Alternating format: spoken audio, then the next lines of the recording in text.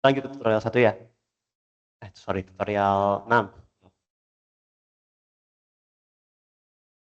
Ini pendek aja, terkait sama pengenalan atau pendahuluan untuk perjal atau perancangan perkerasan jalan. Intinya kalau kalian udah masuk Pak Eri beberapa minggu setelah UTS ini, intinya adalah perkerasan atau pavement itu adalah struktur yang setidaknya memiliki dua sifat utama. Yang pertama itu dia punya sifat keras, dapat mempertahankan bentuk dari aplikasi beban. Sebenarnya, ya, ini sebenarnya ada penjelasan lebih lanjut lagi. Terus yang berikutnya rata, untuk dapat mengkondisikan pergerakan kendaraan yang dilayani. Itu kalau misalnya dalam konteks, ini untuk pesawat ya, contohnya aja sih. Terus ada juga sifat lain yaitu pesat dapat menciptakan grip pada saat hujan maupun kering. Jadi dia harus punya sifat kesatan, atau kata lainnya adalah punya koefisien gesek, punya F tadi itu, yang kesatan melintang itu. Nah, terus kalau kita udah belajar tentang konsep manipulasi tegangan, nah itu di pekerasan itu kita kita naruh pekerasan itu tujuannya adalah untuk meneruskan tegangan supaya nanti yang terima sama tanah dasar itu nggak segede yang di atas ini. Jadi kalau misalnya kita punya suatu roda ban pas kendaraan, kan bannya ban terpusat ya, kurang lebih ya. Walaupun sebenarnya pada aktualnya ya dia kan tersebar juga, tapi kayak dia ban rata tapi kecil banget. Jadi dianggapnya sebagai ban terpusat. Jadi ini kan kalau misalnya kayak gini kan tegangannya bakal gede banget ya, karena kan luas permukaannya kan kecil banget ya. Jadi kan kalau masih ingat rumus tegangan adalah dari gaya dibagi sama luas permukaannya. Kalau luas permukaannya kecil, nanti dia tegangannya bakal gede banget. Bayangin kayak misalnya truk yang beratnya 2 ton, misal dibagi dua yang depan belakang, ini yang bagian depannya. Jadi 1 ton ya, 1 ton, 1 ton itu gaya ya, kali sama 9,8, dibagi sama permukaan ban yang kecil banget. Nah itu hasilnya tanggung sama si tanahnya ini. Kalau misalnya langsung kan ya, dia tuh bakal langsung itu ya, langsung hancur tanahnya kan. Makanya kita ngasih si perkerasan ini buat supaya nanti dia bakal dipotong-potong energinya. So, dia tuh melakukan energy slicing kalau bahasa kerennya.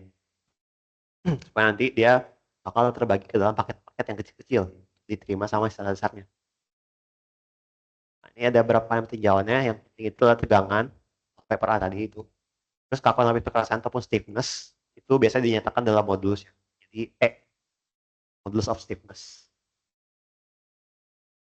Terus sebenarnya itu ada macam-macam lagi, tapi nanti aja.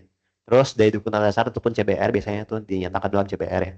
Kalau kalian udah belajar di Mekan harusnya udah ngerti ya.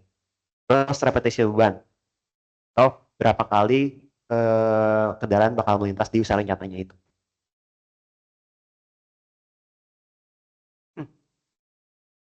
Nah, si Pearson kan juga itu ya, punya konsep tekstur ya.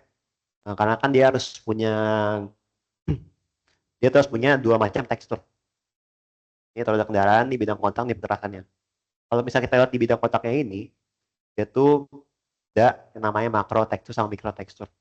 Jadi ketika roda kendaraan bersentuh, itu ada mengenai makro dan mikro teksturnya. Nah ini misalnya ini ada air, kita pindah aja. Intinya adalah si dua tekstur itu punya fungsi yang berbeda. Yang pertama itu adalah mikro tekstur, itu untuk menciptakan friksi. Kedua itu adalah makro tekstur, itu untuk drainase mikro. Jadi yang mikro tekstur itu berasal dari si permukaannya, permukaan kekerasannya itu. Apakah dia kasar atau dia halus, intinya adalah untuk menciptakan friksi antara ban dengan kekerasannya itu. Itu yang berfungsi untuk menciptakan friksi. Nah, kalau makro tekstur itu dihasilkan oleh ininya nih, si rongga antar agregatnya. Ya, jadi jangan sampai balik, jangan sampai apa salah konsep ya antara rongga sama pori. Kalau pori itu dia tuh yang ada di agregatnya ini gitu. Lubang-lubang kecil banget yang ada di permukaan agregatnya ini. Di semua agregat itu pasti ada porinya. Nah, kalau rongga dia tuh adalah apa yang kosong, bagian kosong-kosong antar agregatnya ini.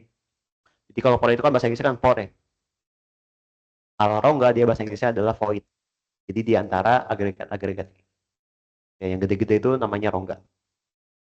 Nah, rongga itu jadi di market texture itu adalah drainase mikronya. Fungsi perkerasannya itu. Apa maksudnya drainase mikro? Drainase mikro itu maksudnya adalah ketika terjadi hujan ataupun ada air yang masuk ke dalam masuk menggenang di pekerasannya itu, dia tuh bakal bisa lewat yang rongga-rongga ini kan pastikan ke bagian pinggir-pinggir jalannya itu, yang ada selokan yang besarnya gitu. Jadi ada apa sih masalah kalau misalnya ada air di sini? Masalahnya adalah itu si bannya bakal sulit pastikan kalau misalnya kena air. Nah itu namanya aquaplaning atau hydroplaning. Jadi kalau misalnya ada air di sini, dia tuh nggak bakal bisa nge-grip. Jadi percuma aja kalau misalnya ada mikrotekstur yang bagus, tapi kalau misalnya di sini ada air, gitu. Nah, itu kan bakal percuma ya. Makanya si mikro dan makroteksturnya saling melengkapi. Mikronya untuk menghasilkan gripnya, si makronya itu untuk menjaga supaya airnya itu nggak, kalau ada air itu nggak bakal mengganggu gripnya.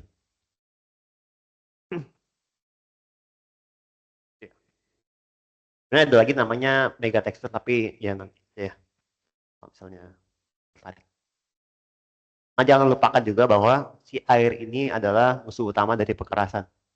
Jadi khususnya pekerasan lentur ya.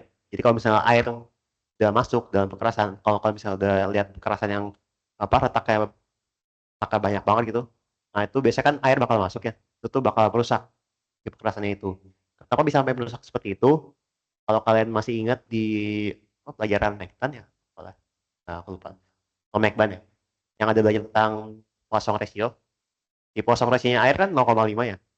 Ini apa? Artinya kalau misalnya dia ditekan, dia tuh bakal mengembang ke, ke semua arah tanpa terjadi kompresi. Jadi kan dia kan incompressible ya.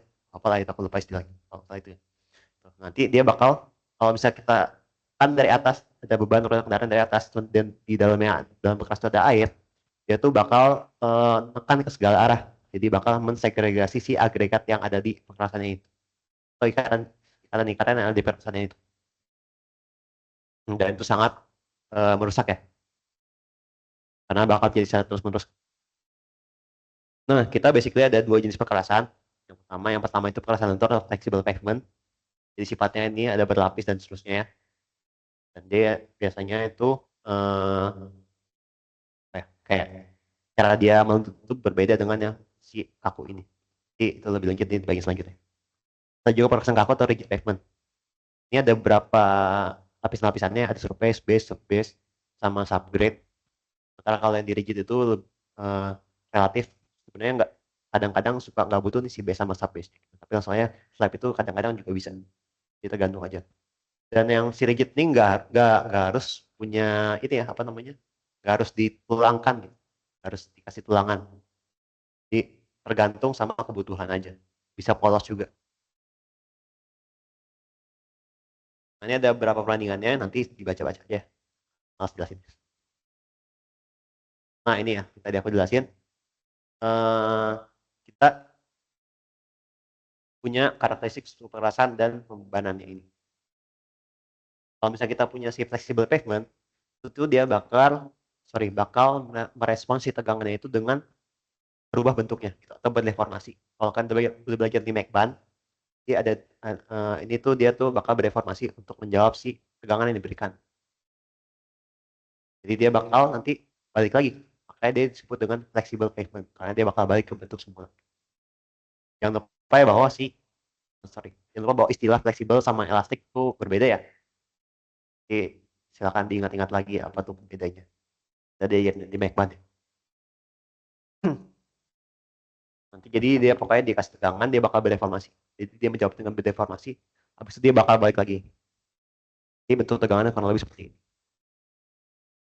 Nah, kalau di perasan kaku dia tuh menjawab stres dengan dia lawan lagi dengan akuan atau kontras stres. Kan kita kasih tegangan di atas nih, tegangan roda ban.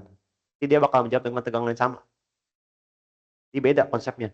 Kalau ini kan dia kan relatif, ya udahlah dia terima aja, tapi dia jawab dengan deformasi. Kalau ini dia tuh bakal ngelawan secara langsung. Kalau misalnya kita pakai perasaan kaku, dia dia modalnya adalah modulusnya untuk kakuannya.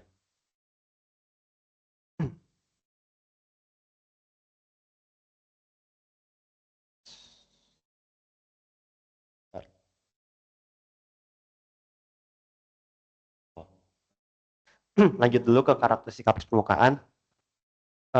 Kalau kalian udah diajarin ya, kalau nggak tahu udah atau belum. Pokoknya ada 3 macam yang utama pekerasannya. Nah, itu kekerasan dari US. Sorry, ini bukan kekerasan tapi campurannya. Jadi dia tuh punya kekuatan tinggi atau biasa disebut dengan namanya itu AC ya, asphaltic concrete dari US asalnya. Banyak pakai. Nah, dia tuh aspek pelaksanaan itu kebutuhan aswas sedang dan seterusnya, aspek kendaraan durabilitas tinggi dan seterusnya. Nanti dibaca-bacain. Intinya adalah si US itu dia pakainya kekerasan yang semacam itu karena itu menguntungkan buat dia gitu. Sama juga kayak yang di UK-nya ini, dia tuh kan pakai kekerasannya yang hot roll aspal atau hot roll sheet ya. Nah, dia tuh lebih fleksibel dan kualitas perkenaan tinggi. Itu menguntungkan buat dia. Nanti kenapa nanti.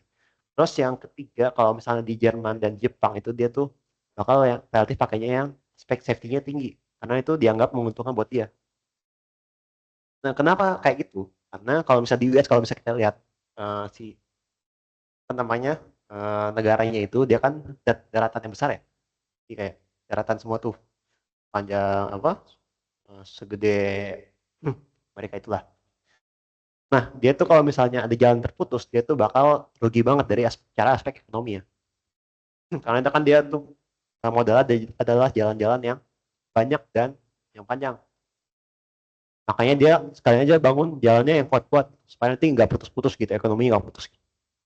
Karena dia pulau yang besar. Nah, sementara kalau di UK itu kan dia kan cuma pulau-pulau kecil ya bentuknya. Jadi kan eh, karena dia kecil, karena dia kecil, dia tuh bakal apa ya?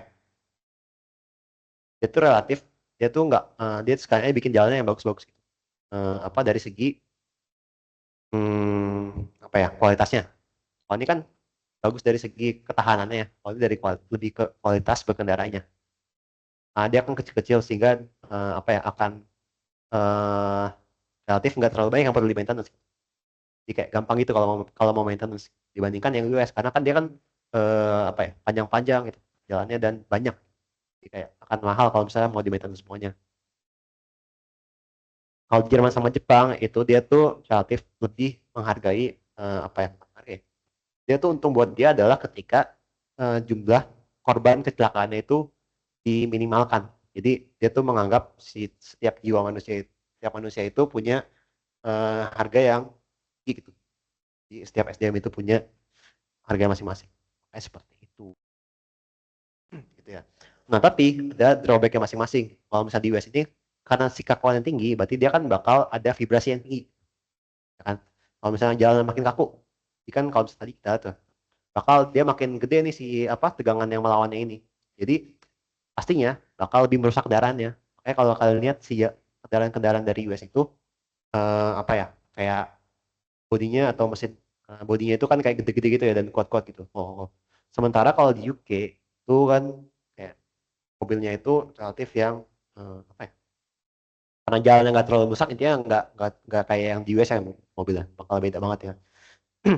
Kayak kalau misalnya kalian bawa mobil dari UK buat di jalan yang apa modelnya spalti konkrit yang kayak di US itu agak bodoh ya sebenarnya.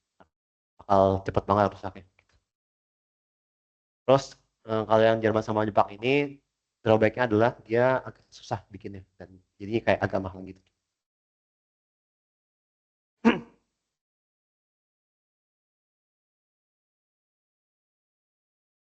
Nah ini untuk yang di Luntur nanti bakal dipakai lebih lanjut ya harusnya sama Pak Eri, Bapak, Bapak Bambang.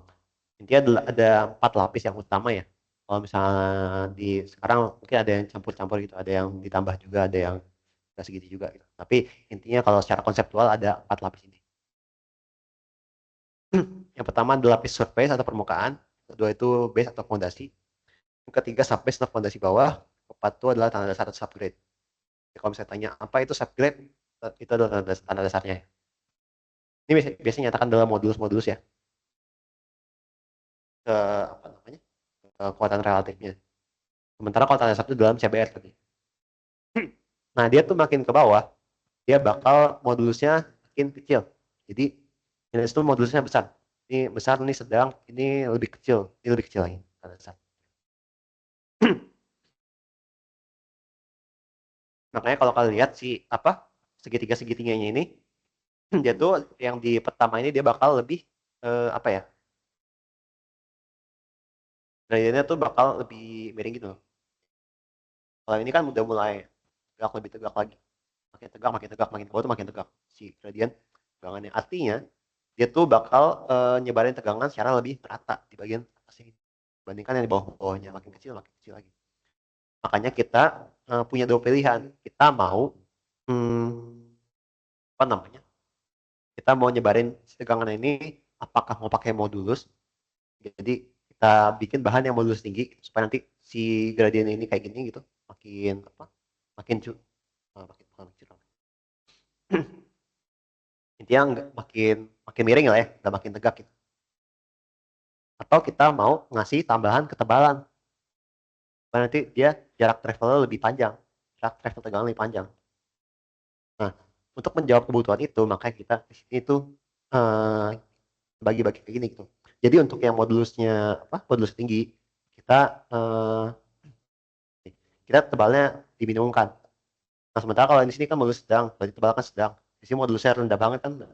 Nanti kita jawab, kita tambah dengan tebalan yang apa ya? Tebalan yang lebih tebal gitu ya. Supaya nanti jarak travel tegangannya lebih jauh.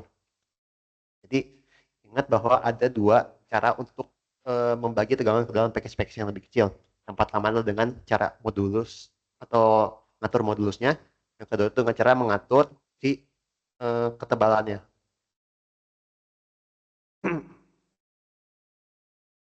Nah, kenapa yang di atas yang lebih apa? Lebih nggak tebel? Karena dia tuh makin ke atas tuh makin mahal. Harganya makin mahal. Kalian bayangin harga aspal sama harga agregat atau kerikil doang. Ini kan lebih mahal yang aspal kan. Eh, ditebelin di bawah. Karena yang atas itu ditipisin. Supaya nggak terlalu mahal.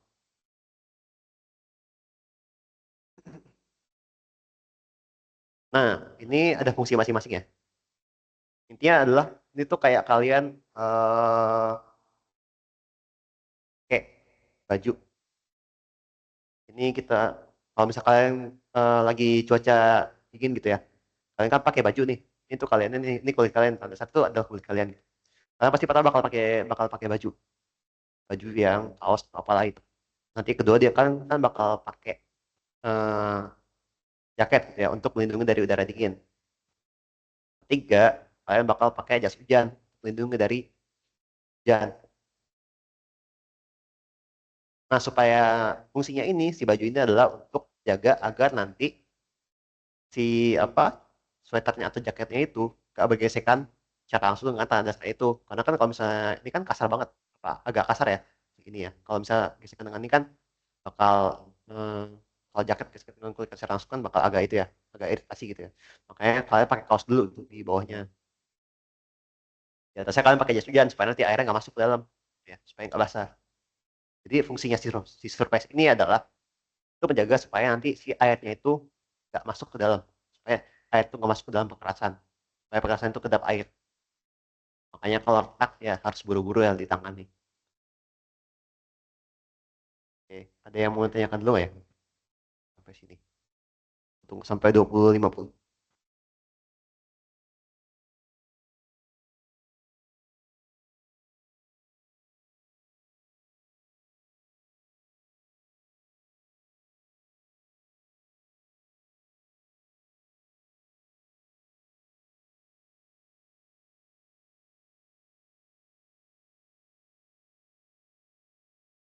Oke, kalau belum ada, saya cukupkan. Nanti kalau misalnya ada pertanyaan apapun, silakan tanyakan aja termasuk buat tugas ya. Oke, terima kasih semuanya.